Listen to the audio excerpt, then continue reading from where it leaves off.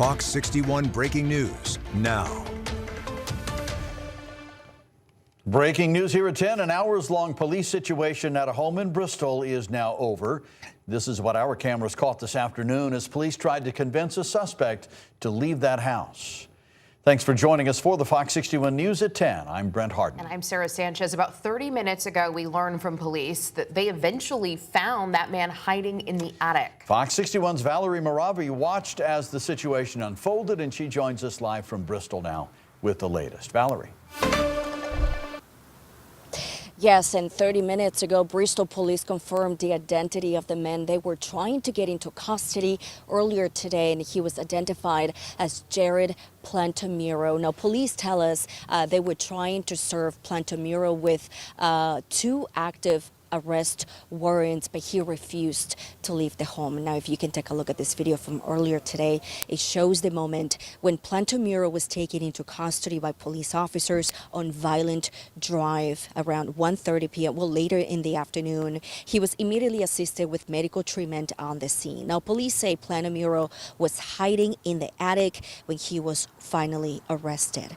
Now, police tell us Plantamuro was charged with 2 counts of violation of a protective order, 2 counts of violation of a restraining order, and interfering with an officer. We were able to speak to one of the neighbors, and she describes the moment and what she saw. And then I talked to a neighbor that lives right over there, and they told me they heard 2 shots fired. I don't know what that was all about. I was walking up at that point. So it's just pretty disturbing that it's in our neighborhood, quiet little neighborhood. I live in a senior community over there, so we don't like this kind of stuff in our neighborhood. Now, Plantamuro will be arraigned at the New Britain Superior Court on Thursday, and he's currently being held on a $2,000 bond. For now, live in Bristol, Valerie Moravi at Fox 61. Well, we got a little bit of light, the rain now moving into northwestern Connecticut. You can see live Doppler. This is not a big system. We're just going to get wet overnight. And zooming into western parts here, get a little bit of moderate rain right up through Kent, Route 7 corridor. But this rain is just starting to move into western Connecticut. Further out west, I've seen some thunder and lightning. I haven't seen thunder and lightning. I've seen the lightning strikes out here. But they tend to die out when they get into eastern New York. All the activity is staying off to our south and west in Pennsylvania, and then out in the Ohio Valley as well. Zooming out, you could see all kinds of severe weather with those polygons, the yellow ones, the green ones, even some flooding. This cold front is slowly slagging to our south. Temperatures right now are in the 50s and lower 60s. Still very mild out there with that southerly flow. Visibility, we're fine so far. We don't have any heavy rain, but putting this into motion overnight, periods of rain. A lot of us will get that rain after midnight for a couple of hours. We wake up and temperatures will be in the 40s and lower 50s. So for the bus stop, yeah, we're going to be cloudy. The roads will be wet, but we'll be drying out very nicely for the afternoon home. Partly cloudy with temperatures dropping into the 40s. Coming up, I will detail how much rain will fall by the time tomorrow morning comes around, and we'll talk about the weekend. Big temperature swings on the way. Details coming up in a few minutes, guys. I call on justice for this family. We can't bring him back, but we can certainly make sure that he's not forgotten. And The funeral for a man shot and killed by Hartford police was held today in Bloomfield. Stephen Jones, known by friends and family as Stevie, was shot 9 times on February 27th while having a mental health crisis. Fox 61's Jamel Johnson shares what the community's message is tonight.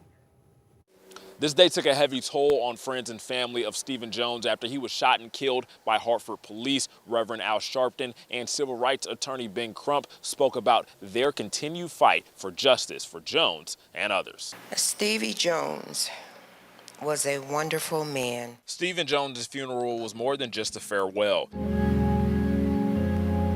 It was a call for justice as the ceremony shined a light on how some mental health issues are resolved in America. Civil rights attorney Ben Crump is helping the family in their pursuit for justice. Mental health is an epidemic in America.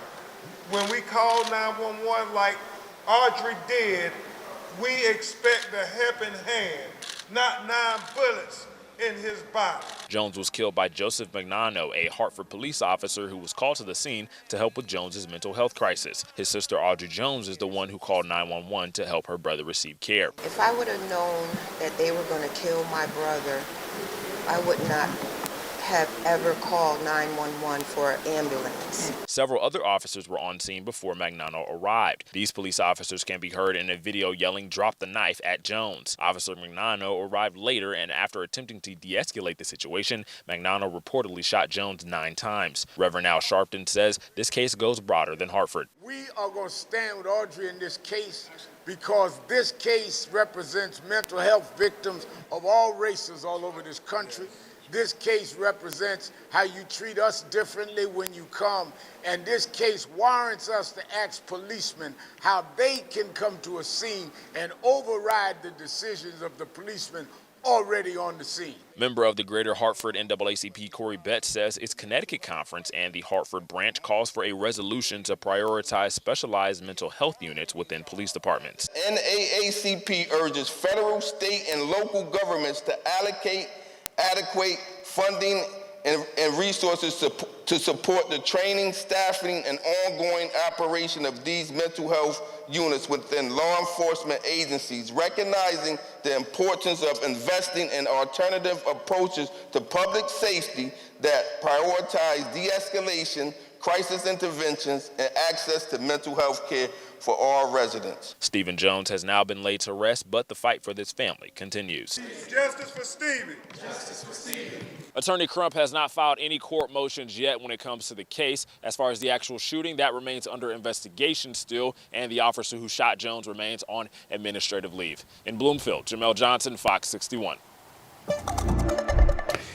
A woman has died following a crash in Orange. Police say it happened around 10:15 this morning on the Derby-Milford Road near the University of New Haven's Orange campus. Officers say 59-year-old Catherine Mrs. Carr left the road and hit a utility pole. She was taken to the hospital where she later died from her injuries. Police say crews are expected to be out there until about midnight to replace the utility pole, but the road is still open. Windsor police identified the person killed in a 3-car crash yesterday. Officials say 83-year-old Tan Dean died at the scene. 7 other people were hurt. The crash happened at the Windsor Avenue Route 218 intersection just before 2:30 in the afternoon. Investigators haven't said what caused the crash. One person is in critical condition after being hit by a car last night in Stamford. It happened on Washington Boulevard just after 9:30. Police say a driver hit a 49-year-old riding an electric bike while crossing the street. Officers say the driver stayed at the scene, and at this point, no charges have been filed. A Wethersfield man's accused of threatening an underage person with a gun while drunk. Police say Dominic Mucci yelled at 2 people on e-bikes and then showed a gun. We're told this happened yesterday in the Department of Motor Vehicles parking lot. Mucci's due in court April 16th. And a man has been arrested in connection with a road rage shooting in Thomaston. The shooting happened last week on Waterbury Road. Police say David Concepcion from Terryville fired a shot from the driver's side window of a car. The bullet hit the passenger side window and windshield of another car, but no one was hurt. Police are investigating a drive-by shooting in Plainfield where a teen was nearly hit by gunfire. Officers say several shots were fired from a car toward a condo last night. One bullet came close to a 13-year-old who was inside their bedroom at the time. As Fox 61's Alicia Hercules reports, neighbors are stunned by what happened. The people I spoke with described this neighborhood as quiet and peaceful. Some say they heard the shots but didn't realize what the noise was right away. I was putting my son to bed and we heard some pops, loud pops. Kelly Hill says she didn't realize those pops were gunshots until police came to her door. It's a very quiet area. It's not anything you typically hear around here, so it was pretty shocking. Plainfield police were called to Sachem Drive after people in the area reported hearing gunshots. When they got there, police found several gunshots were fired at a condo with multiple people inside. One of the bullets entered a bedroom and nearly hit a 13-year-old. Investigators say no one was hurt. A neighbor who wanted to remain anonymous says she was shocked when police came to her door.